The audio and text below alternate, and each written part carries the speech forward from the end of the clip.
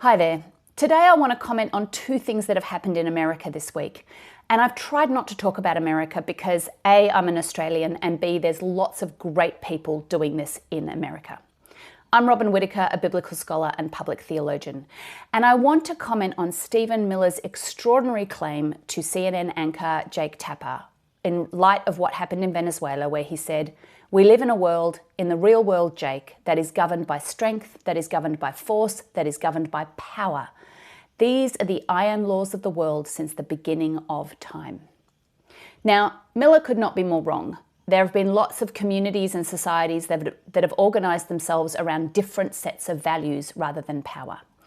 We see this kind of might is right thinking, this claim that strength makes something moral or good or okay, in the actions of the second incident this week, which is the ICE agent who shot Renee Good, a legal observer who had positioned herself in her car between ICE agents and the people they were after.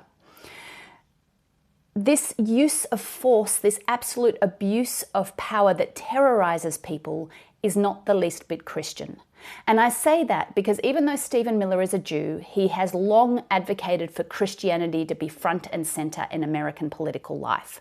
And of course, the Trump regime present themselves in Christian language and symbolism all the time. But what they actually are is Christian nationalist. This is a complete perversion of Christian values that sees strength and authoritarian rule as somehow God-given. When we read the Bible, we see it's the opposite. Jesus embodied a self-giving, self-emptying power.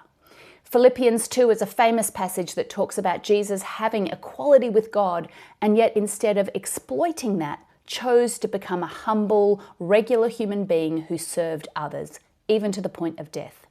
When two of Jesus' followers, James and John in Mark 10, come and ask him for seats of authority and power in the afterlife, Jesus' response is to talk about how the rulers of the Gentiles are tyrants and they lord their power over their people, and that is not the way of Christ. Rather, people who want to be like Jesus are to serve others, not rule over them.